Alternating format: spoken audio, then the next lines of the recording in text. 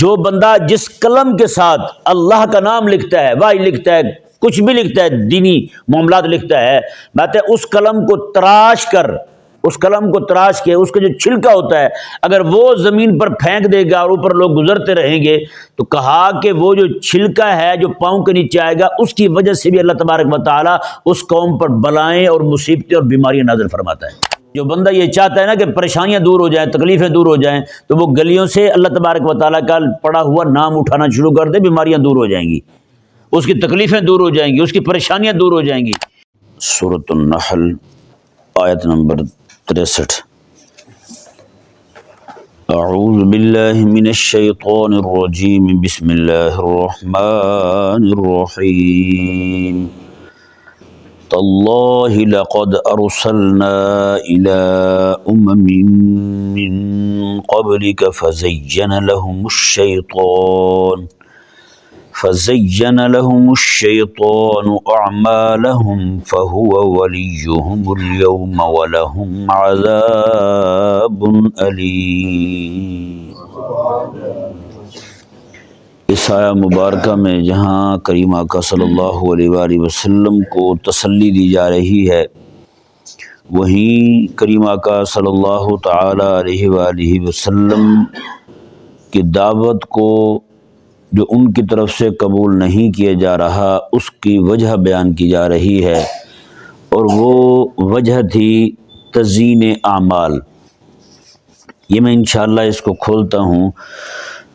اصل میں تسلی حبیب کریم علیہ السلام کو یوں دی جا رہی ہے کہ پیچھے آیات جتنی بھی گزری ہیں وہ ساری توحید کے دفاع میں ہیں اور مشرکین کے کفریہ عقائد اور شرکیہ نظریات جو تھے ان کے رد میں ہیں۔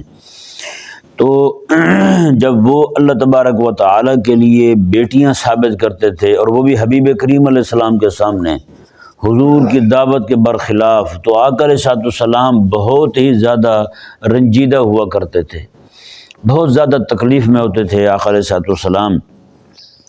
تو اللہ تبارک و تعالیٰ نے اس لیے حبیب کریم علیہ السلام کو تسلی دی، فرمایا رب تبارک و تعالیٰ نے تاللہ لقد ارسلنا الی من قبلک، فرمایا حبیب پیارے اللہ کی قسم ہم نے آپ سے پہلے بھی امتوں کی طرف رسول بھیجے ہیں، ہم نے پہلے بھی رسول بھیجے ہیں۔ اور یہاں بڑی قابل غور بات ہے، اللہ تعالی حضور کو تسلی دے رہا ہے اس بات پر کہ وہ اللہ کے خلاف باتیں کرتے تھے، اللہ کے خلاف عقیدہ رکھتے تھے، اس عقیدے کا پرچار کرتے تھے، وہ عقیدہ شرکیہ بھی تھا، کفریہ بھی تھا، اور ساتھ اللہ کے لیے اولاد ثابت کرنا بھی تھا، اور اللہ کے لیے اولاد بھی وہ ثابت کرنا تھا جسے وہ اپنے لیے پسند نہیں کرتے تھے۔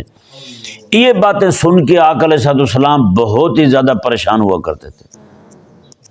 سمجھ رہے ہیں آپ حضور پریشان کس بات پہ ہوتے تھے؟ حضور کس بات پہ غمگین ہوا کرتے تھے؟ کیا ہمارے بھی سامنے رات دن شرک ہوتا ہے، ہمارے بھی سامنے رات دن بتوں کی پوجا ہوتی ہے، ہمارے گھروں میں فلمیں چلتی ہیں، ڈرامے چلتے ہیں جن میں بتوں کی پوجا دکھائی جاتی ہے، اور کسی بندے کو اتنی بھی نفرت نہیں ہوتی کہ اس کو اٹھ کے بند کر دے۔ سمجھ نہیں آیا؟ حضور شوق سے نہیں سن رہے ان کی باتیں، میرے آقا علیہ السلام صرف منع کرنے جاتے ہیں، وہ آگے سے باتیں کر دیتے ہیں، مجبوراً سننی پڑتی ہیں، کانوں میں پہنچائی جاتی ہیں، وہ باتیں شوق سے نہیں سنی جاتی ہیں، کوئی شوق نہیں ہے ان باتوں کے سننے کا، پہنچائی جاتی ہیں ان کی باتیں آقا علیہ السلام کے کانوں میں، تو آقا علیہ السلام غمگین ہو جاتے ہیں۔ اور ہم تو آج شوق سے ان کی فلمیں اور شرکیہ معاملات اور پتھروں کو بھگوان کہنا، پتھروں کو خدا کہنا، پتھروں کو سجدے کرنا، یہ سارا کچھ اپنی آنکھوں سے دیکھ رہے ہیں، اور ہمارا دل جو ہے وہ خوش ہوتا ہے۔ ہم تو پیسے دے کے فلمیں خریدتے ہیں، پیسے دے کے جناب وہ کیبل والے کے پیسے دیتے ہیں، ہم ہیں مہنگی سے مہنگی بڑی LCD لے کے دیوار پر چپکا دیتے ہیں، لو جی اس پہ ہم رب رسول کی نافرمانی ہوتی دیکھیں گے۔ بتائیں ہمارا معیار کس حد تک گر گیا یار۔ اور اسی طرح اگر آپ غور کریں، رسول اللہ علیہ السلام اور اللہ تبارک و تعالیٰ کی اسماء شریفہ گلیوں میں پڑے ہوتے ہیں، بتائیں آج تک کسی مسلمان کو دکھ ہوا ہے دیکھ کے یار یہ میرے اللہ کا نام نیچے پڑا ہوا ہے؟ یہاں کسی کے پیسے گم جائے نا جی، وہ کیسے مارا مارا پھرتا ہوتا پریشان، اس سے پوچھے گا، اس سے پوچھے گا، مجھ سے پوچھے گا، آپ سے پوچھے گا، میرے پیسے گر گئے، میرے بچے کے پیسے گر گئے، بتاؤ یا کسی کو پتہ ہو؟ اور اب رسول کا نام روزانہ کروڑوں کی تعداد میں اخباروں پہ شائع کر کے گلیوں میں گندی نالیوں میں پھینک دیا جاتا ہے، کوئی پریشانی نہیں ہوتا۔ جو بیچارے اٹھانے والے ہیں ان کے دلوں میں بھی درد اتنا ہی ہے، وہ اٹھا رہے ہیں، رات دن اٹھا اٹھا کے ان کی حالت یہ ہوگی۔ اور یہ آج ہم ہیں، ہمیں تو اٹھانے کی بھی توفیق نہیں ہوتی، نعوذ باللہ۔ اب تو دور وہ آ چکا ہے کوئی اٹھائے بھی تو اسے بھی تان کرتے ہیں، نعوذ باللہ من ذالک۔ ایک دوست کا مجھے فون آیا بھی کچھ دن پہلے، وہ کہہ رہے تھے کہ میں گلی میں جو ہے نا وہ پڑا ہوا تھا، وہ شاپر بنی آتے لیز والے، اس کے اوپر حلال لکھا ہوا تھا۔ میں نے ایک بار بتایا تھا یار یہ قرآن کریم کا لفظ ہے حلال، تو یہ جہاں بھی آپ کو ملے یہ بھی اٹھا لیا کرو۔ تو وہ اٹھانے لگا تو بندہ آگے سے کہنے لگا یار یہ کون سے پیسے ہیں جو تم نے اٹھا لیے ہیں، بتائیں۔ اب اسے یہ نہیں پتا کہ حلال جو ہے یہ قرآن کریم کا لفظ ہے، ان میں ہا ہے، وہ میرے آقا علیہ السلام کے اسم گرامی محمد کا حصہ ہے، احمد کا حصہ، وہی ہا ہے، اس کے علاوہ کوئی نہیں ہے۔ اس میں لام آیا 2 بار، 1 بار الف ہے، اور لفظ اللہ میں بھی 2 بار لام آیا، 1 بار الف ہے۔ نہیں سمجھ آیا؟ اب دیکھیں نا مثال کے طور پر چائے جو ہے نا، چائے کپ پیتے ہیں نا، کوئی کہے جی یہ تو اس کا ایک حصہ ہے نا، اس جز ہوا، اس کا کیا فائدہ وہ نیچے سے اٹھانے کا، نعوذ باللہ میں، اس میں کون سا ادب آ گیا ہے؟ بتائیں بھائی، باہر پتی گری ہو تو کوئی اٹھائے، گناہ ہوگا ثواب ہوگا اسے؟ اچھا عمل ہے نا باہر سے اٹھانا۔ دودھ گرا ہو، دودھ بھی تو ایک حصہ ہے نا پتی چائے کا، وہ دودھ باہر جو ہے نا کوئی شاپر کسی کا پیکٹ گر جائے، وہ اس کے لیے اٹھانا ثواب ہے یا نہیں؟ کسی کے لیے نہیں کہ کسی کا دودھ گرے اور وہ اٹھا کے لے جائے۔ ہاں کسی کے بل لیے کوئی اٹھائے تو اس پر لازم ہے کہ جس کا ہے اس تک پہنچائے، یا نیچے سے۔ اب ذرا آپ خود اندازہ لگائیں، وہ بھی تو ایک جزئی ہے اس کا بھائی، اسے بھی تو اٹھا رہے ہیں۔ تو جب چائے کا ایک جز ہے، کھانے کا ایک جز ہے، ہاں جی دھنیا نیچے گر گئی ہیں وہ اٹھائے گا، وہ بھی تو جز ہے، پورا کھانا تو نہیں ہے، وہ پورا سالن تو نہیں ہے۔ کوئی دھنیا کے ساتھ روٹی کھاتا ہے؟ کوئی بھی نہیں کھاتا۔ اس طرح کر کے کوئی بھی ایک جز ہے، اگر یہ کہا جائے بھی لفظ حلال میں جو 2 بار لفظ حرف لام آیا ہے اور 1 بار ہا آیا ہے، یہ تو ایک جز ہوا نا لفظ اللہ کا، یہ پورا لفظ اللہ تھوڑا ہے بھئی۔ یہ جز چھوڑتے چھوڑتے کل چھوڑ بیٹھے ہیں ہم، دین کو بھی جزوی طور پہ چھوڑنا شروع کیا تھا، آج کل چھوڑ بیٹھے ہیں، نعوذ باللہ من ذالک۔ یہ حال ہوا ہے بھائی۔ تو اللہ تعالیٰ کا نام نہ نیچے گرانے والے کو درد ہوتا ہے اور نہ ہی وہاں سے گزرنے والے کو درد ہوتا ہے، یار اللہ تعالیٰ کا نام نیچے پڑا ہوا ہے، میں یہاں سے گزرا جا رہا ہوں۔ کوئی نیچے جھک کے اٹھانے بھی لگے تو آگے سے لوگ گلے پڑتے ہیں، لوگ مذاق اڑاتے ہیں، یار یہ کیا کر رہے ہو تم؟ بھائی نہیں، آپ نے یہ نہیں دیکھنا۔ سچی بات ہے، آج لوگ پتہ کیا کہتے ہیں؟ لوگ کہتے ہیں جی پریشانی آ گئی ہے محفل کروا لیں، پریشانی آ گئی ہے کیا کروا لیں؟ محفل کروا لیں، پریشانی دور ہو جائے گی، دکھ دور ہو جائیں گے، غم دور ہو جائیں گے۔ ان بیچاروں کو یہ نہیں پتا، حضرت امام علوسی حقی رحمہ اللہ نے اپنی تفسیر البیان میں نقل فرمایا ہے، آپ فرماتے ہیں کہ جو بندہ جس قلم کے ساتھ اللہ کا نام لکھتا ہے، واہ لکھتا ہے، کچھ بھی لکھتا ہے، دینی معاملات لکھتا ہے، بات ہے اس قلم کو تراش کر، اس قلم کو تراش کے اس کا جو چھلکا ہوتا ہے اگر وہ زمین پر پھینک دے گا اور اوپر لوگ گزرتے رہیں گے تو کہا کہ وہ جو چھلکا ہے جو پاؤں کے نیچے آئے گا اس کی وجہ سے بھی اللہ تبارک و تعالیٰ اس قوم پر بلائیں اور مصیبتیں اور بیماریاں نازل فرماتا ہے۔ کہ تمہیں اتنی قدر نہیں ہے، وہ چھلکا جس کے ذریعے میرا نام لکھا گیا تھا تم نے اسے زمین پہ پھینک دیا اور اس کے اوپر گزر رہے ہو تم۔ تو بتائیں جو چھلکے کو نیچے پھینک دے قلم والے تراشے کو، اس کا یہ حال ہو تو جو اللہ تبارک و تعالیٰ کا نام ہی نیچے پھینک دے جی کیا بنے گا اس کا پھر؟ تو بھئی یہ ادب جو ہے نا، یہ ادب سب سے پہلا فرضی ادب ہے۔ حضور فرماتے ہیں الدین، پورا کا پورا دین جو ہے، میں کیا کلہ ادب، پورا دین ہی ادب کا نام ہے، پورا دین ہی ادب ہے، بس بات ہی ختم ہوگی، پیچھے کیا رہ گیا؟ اگر ہم یہ خود ہی گراتے پھریں اور دیکھیں قرآن کریم میں اللہ نے ارشاد فرمایا نون والقلم، تو میں کہ قلم کی قسم ہے، اور آج اسی قلم کے ساتھ لوگ اپنی شلوار میں ازار بند ڈال رہے ہوتے ہیں، اسی قلم کو پکڑ کے کان میں مار رہے ہوتے ہیں، اسی قلم کو پکڑ کے جناب پاؤں میں انگلیوں میں پھنسا کے بیٹھے ہوتے ہیں قلم کو۔ بتائیں کہاں گیا ادب سارا قلم کا؟ اور قلم جو ہے نا یہ جیسے قلم ختم ہوا اٹھا کے باہر پھینک دیا، گلی میں نالی میں گندے گٹر میں قلم پھنسے ہوتے ہیں بچوں کے،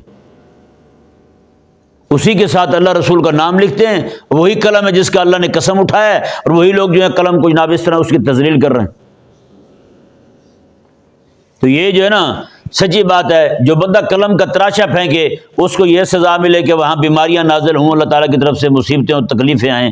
تو اب اس سے کیا ثابت ہوا کہ جو بندہ یہ چاہتا ہے نا کہ پریشانیاں دور ہو جائیں، تکلیفیں دور ہو جائیں، تو وہ گلیوں سے اللہ تبارک و تعالیٰ کا پڑا ہوا نام اٹھانا شروع کر دے، بیماریاں دور ہو جائیں گی، اس کی تکلیفیں دور ہو جائیں گی، اس کی پریشانیاں دور ہو جائیں گی۔ یہ جو محفلیں آج کل کر رہے ہیں نا، اس سے بیماریاں بڑھتی ہیں، تکلیفیں بڑھتی ہیں، پریشانیاں بڑھتی ہیں، میں سچی کہہ رہا ہوں آپ کو۔ جس طرح محفل ہمارے بزرگ کروایا کرتے تھے، یہ وہ والا طریقہ نہیں ہے، وہ والا انداز نہیں ہے یہ۔ اللہ اکبر کبیرہ۔ اللہ تعالیٰ نے ارشاد فرمایا، جی دیکھیں ذرا آیت مبارکہ کو، یہ فتنہ تزیین اعمال، یہ اتنا فتنہ تزیین اعمال ہے کہ اعمال کو خوبصورت بنا کے دکھانا یہ شیطان کا کام ہے۔ شیطان جو ہے لوگوں کے اعمال، برے اعمال، برے عقیدے، برے نظریے خوبصورت بنا کے پیش کرتا ہے، یار یہ اچھا کام ہے۔ کوئی بندہ نماز نہیں پڑھ رہا ہے، کہ بندہ نماز نہیں پڑھتا تھا، میں نے اسے پوچھا یار نماز نہیں پڑھتے، کہتا جی وہ دل صاف نہ ہو تو نماز پڑھنے کا فائدہ نہیں۔ میں نے کہا جس سے دل صاف ہونا تھا وہ تو نے پڑھی، وہی چھوڑ دیے تم نے، کہ نہیں سمجھ آئی؟ بار بار آتے رہتے رب کی بارگاہ میں دل صاف ہو جاتا، وہ کہتا نہیں جی وہ چونکہ اب یعنی اس کے کہہ یہ رہا ہے کہ دل صاف نہیں ہے اس لیے نماز نہیں پڑھتا، اور کہنے کا مطلب یہ ہے اس کا کہ جناب میں نماز اس لیے نہیں پڑھ رہا کہیں دل صاف نہ ہو جائے، کہ نہیں سمجھ آیا؟ ہر بات نتیجے تو رکھتی ہے نا، وہ ایک ہر بندے کی اپنی مرضی ہے، نتیجہ کون سا اخذ کرتا ہے وہ، حالانکہ جو وہ نتیجہ نکال رہا ہے وہ نتیجہ بالکل فاسد ہے، اور یہ جو نتیجہ ہم نکال رہے ہیں یہ بالکل نتیجہ جو ہے وہ قرآن اور حدیث کے مطابق ہے۔ انما یامرکم بالفحشاء والمنکر، کیا مطلب ہے اس آیت مبارکہ کا؟ جی ان الصلاۃ تنہی عن الفحشاء والمنکر، کیا مطلب ہے اس آیت مبارکہ کا؟ یہی مطلب ہے اس آیت مبارکہ کا۔ اللہ اکبر کبیرہ۔ تو فتنہ تزیین اعمال جو ہے نا یہ انتہائی بدترین فتنہ ہے، سارے فتنوں میں بدترین فتنہ یہی ہے کہ بندے کو نیک اعمال کی طرف، اچھے عقیدے کی طرف نہیں آنے دیتا، کہ شیطان جو ہے اس بندے کے نزدیک اس کے گندے اعمال بھی خوبصورت بنا دیتا ہے، وہ گندے عمل کو بھی کہتا ہے یار واہ واہ واہ کیا بات ہے، یہ بہت اچھا عمل ہے۔ مکے کا مشرک جو ہے اس کو اب دیکھیں نا، ہندوؤں کو گو موت میں، گائے کے پیشاب میں حسن نظر آ رہا ہے نہیں آ رہا؟ وہ جو ہر کام میں وہ گائے کے پیشاب کو ہی لے کے چل رہے ہیں۔ ابھی تو انہوں نے مزید ترقی کی ہے، اس کے گوبر سے شیمپو بھی تیار کیا ہے، اور اس کے گوبر کے بسکٹ بھی تیار ہو گئے ہیں۔ ابھی پہلے امریکہ میں ایک نئی کافی تیار ہوئی تھی سب سے مہنگی، وہ بلی کی پوٹی والی، بلی کو کھلاتے تھے گندم، کھلانے کے بعد اس سے وہ جو ان کو فضلہ حاصل ہوتا تھا اس کی کافی پیتے تھے سب سے مہنگی۔ اور انگریز آج جو قوم ہماری رالے ٹپکا رہی، یار انگریز کہاں پہنچ گیا، وہ روٹی کھاتے کھاتے بلی کی پوٹی پہ آ گیا ہے، کہتے کہاں، وہ یہاں پہنچا ہے، نہیں سمجھ آئی؟ اس کے کھانے پینے کی تمیز بھول گئی ہے۔ اور اب جو ہے وہ اگلے دن ایک نئی تحقیق آئی ہے پوری، میں ہو سکتا ہے کوئی اور بھیجتا تو میں اعتماد نہ کرتا، ایک عالم ہے وہ وہیں رہتے ہیں، انہوں نے پھر پورا لکھا ہے اس پہ جناب، انہوں نے ابھی ہاتھی کی جو ہے نا، ہاتھی کی گندگی وہ جو رات دن کرتا ہے اس کی کافی تیار کی ہے انہوں نے، باقاعدہ پیکنگ میں آ چکی ہے، کہتے ہیں بہت ہی مزیدار ہے، جو پی رہے ہیں دیوانے ہو رہے ہیں۔ اب بتائیں نا ذرا، جو کہتے ہیں کہ وہ کہاں پہنچ گیا، وہ گندگی کھانے پہ آ گیا ہے، وہ اس کا نام بھی لیں تو طبیعت خراب ہو جائے، وہ پوٹی کھا رہا ہے بھائی، نہیں سمجھ آیا؟ وہ پی رہے ہیں، اور یہی ہندوؤں کا حال ہے نعوذ باللہ، اس کے بسکٹ تیار کر رہے ہیں گائے کے گوبر کے، اور شیمپو میں پتہ نہیں کس کس شے میں انہوں نے گائے کا پیشاب شامل کر دیا ہے، اور مزے آ رہے ہیں۔ اور یہ ہمارے ہاں پتہ ہے آپ کو، ریڈ بول جو پیتے ہیں، ریڈ بول پیتے ہیں نا، کبھی اس کی ریسیپی پڑھی ہے آپ نے؟ کیا کیا چیز پڑتی ہے اس میں؟ یہی تو مزہ ہے۔ ایک جگہ بیٹھے ہوئے تھے، ایک بندہ جو ہے نا مجھے کہنے لگا جی، میں نے کہا یار ان کو پانی پلا دو، کہتے کون سا پلائیں گے؟ میں نے کہا روح افزا والا۔ کہتا جی کیا مطلب ہے روح افزا؟ میں نے کہا کیا پیتے ہو؟ کہتا جی آپ کو پتہ ہے میں تو پیپسی پیتا تھا پہلے۔ میں نے کہا پھر اب کیا پیتے ہو؟ کو ترقی کر گئے ہو یا پیچھے ہو گئے ہو؟ کہتا اب ریڈ بول پیتا ہوں۔ تو ریڈ بول کا میں نے تازہ وہ دیکھا ہوا تھا، ایک دن ایسے یہی بیٹھے ہوئے تھے تو ایک بچہ جناب لے کے آ گیا جی ریڈ بول۔ میں نے کہا یار یہ پڑھو تو صحیح اس کی ریسیپی کیا ہے، وہ انگریزی اچھی جانتا تھا۔ اس نے پڑھا، پڑھتے ہوئے سنایا، اس نے کہا جی اس میں نا بھینسا نہیں ہوتا، بھینسا کٹا، اس کا گندا پانی بھی شامل ہوتا ہے۔ اندازہ لگا، بھینس کا گندا پانی شامل ہوتا ہے ریڈ بل میں، اللہ اکبر کبیرہ، یہ سارے پی رہے ہیں، ٹک ٹک پی رہے ہیں، ہے نا۔ وہ یہ ہمیں کہتے ہیں یہ ترقی کر کے کہاں پہنچ گیا؟ میں نے کہا وہ گندگی تک پہنچ گئے، منہ کو وہ کیا کھا رہے ہیں، کیا پی رہے ہیں، آپ کو ابھی تک سمجھ نہیں آ رہا کہ آپ کہتے ہیں کہاں پہنچ گئے۔ نعوذ باللہ من ذالک۔ عجیب احمق ویسے سوچ ہے یار ہمارے لوگوں کی بھی۔ رب تبارک و تعالی نے ارشاد فرمایا، جی دیکھیں، فرمایا کہ تزیین اعمال جو ہے نا، یہ فتنہ، اس نے ان کو، اب دیکھیں یار اندازہ لگائیں، تزیین اعمال کا اتنا بڑا فتنہ ہے کہ ایک طرف قرآن کا اعجاز ہو، قرآن اتنا معجز ہے، وہ قرآن ہو، اللہ تعالیٰ کی مخلوقات میں، انسانوں میں سب سے سونے انسان امام الانبیاء علیہ السلام کھڑے ہوں، ساری مخلوق میں سب سے سونے خلق والے حضور کھڑے ہوں، ہیں جی، اس اللہ تعالیٰ کا سب سے سونا کلام قرآن مجید حضور پڑھ کے سنا رہے ہوں، پھر بھی ابو جہل، ابو لہب، عتبہ، شیبہ قرآن کے قریب نہ آئیں، رسول اللہ کے قریب نہ آئیں۔ آخر کوئی تو ایسی شے تھی نا جس نے ان کو اسی پہ ہی جما رکھا تھا، اسی پہ ہی ڈھیٹ کر رکھا تھا، وہ فتنہ تزیین اعمال تھا۔ سچی بات ہے، وہ یہی فتنہ تھا، فتنہ تزیین اعمال۔ اس نے ان کے لیے خوبصورت بنا دیا تھا، اس نے کہا بس جی بس بس بس، اس سے آگے کچھ بھی نہیں ہے۔ بت کی پوجا ان کے نزدیک خوبصورت لگ رہی تھی ان کو، اور اللہ تعالیٰ کی بارگاہ میں جھکنا ان کو یہ عیب والی بات لگ رہی تھی۔ اسی لیے میرے آقا علیہ السلام جب نماز پڑھنے لگے نا، ابو جہل نے منع کیا، اور ایک بار تو یہاں تک اس بدبخت نے آ کے حضور کو کوئی صفا کے دامن میں نماز پڑھتے ہوئے جب دیکھا، نعوذ باللہ، اس نے آ کے تلوار کا جو دستہ ہوتا ہے نا، یہ آقا علیہ السلام کے سر پہ مار دیا تھا۔ آقا علیہ السلام کے سر مبارکہ سے خون نکلا فورا، وہ خون بہتا ہوا حضور کی داڑھی مبارکہ تک آ گیا۔ وہی ایک بندہ تھا، اس کا گھر تھا، اس کی خادمہ وہ اوپر سے دیکھ رہی تھی آقا علیہ السلام کو۔ حضرت امیر حمزہ ابھی تک مسلمان نہیں ہوئے، کلمہ نہیں پڑھا آپ نے، شکار پہ گئے ہوئے تھے، وہاں سے واپس آئے تو اس بچی نے بتایا حضرت امیر حمزہ کو، کہا کہ اوہ تیرے بھتیجے کے ساتھ آج کیا ہوا ہے، کوئی معلوم بھی ہے؟ اس نے پھر بتایا کہ ایسا ایسا واقعہ ہوا ہے کہ آج ابو جہل نے ان پہ تلوار کا دستہ مار دیا سر میں، اور ان کا سر زخمی کر دیا اس نے۔ اللہ اکبر کبیرہ۔ حضرت امیر حمزہ رضی اللہ تعالیٰ عنہ وہیں سے سیدھے کوئی صفا سے مطاف کی طرف آتے ہیں، وہاں کیا دیکھتے ہیں؟ وہاں ابو جہل جو ہے اور باقی سارے کافر اسی بات پہ خوشیاں منا رہے ہیں کہ آج ہم نے ان کا سر کھول دیا ہے۔ بتائیں، حضرت امیر حمزہ رضی اللہ تعالیٰ نے کچھ بھی نہیں پوچھا، کوئی بات نہیں کی، کیونکہ اس بچی نے بتا دیا تھا۔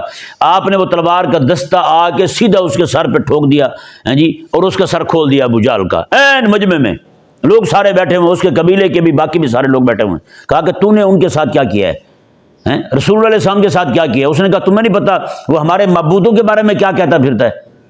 بس یہ کوئی وقت تھا اللہ تعالیٰ کی طرف سے۔ حضرت امیر حمزہ رضی اللہ تعالیٰ عنہ وہی کھڑے کھڑے کہنے لگے، آج کے بعد میں تیرے معبودوں کو بھی جھوٹا سمجھتا ہوں اور تم لوگوں کو بھی جھوٹا سمجھتا ہوں۔ میرے نزدیک کوئی سچا انسان ہے تو وہ رسول اللہ ہیں، اور کوئی سچا دین ہے تو وہ اسلام ہے، کوئی سچا الہ ہے تو وہ معبود برحق اللہ تعالیٰ ہے۔ یہ جملہ حضرت امیر حمزہ رضی اللہ عنہ نے کہا، بھی وہیں کھڑے ہو۔ بتائیں، تو یہ نماز سے ان کو تکلیف تھی بھائی، نماز ہی نہیں پڑھنے دیتے تھے۔ بت کے سامنے جھکنا، بت کے اتنے خیر خواہ ہیں کہ نعوذ باللہ بت کے سامنے جھکنے کی دعوت رسول اللہ کو دے رہے ہیں، انہیں کہہ رہے ہیں کہ آپ بھی جھک جائیں، صحابہ کو پکڑ پکڑ کہتے ہیں کہ آپ بھی ان کی پوجا کریں۔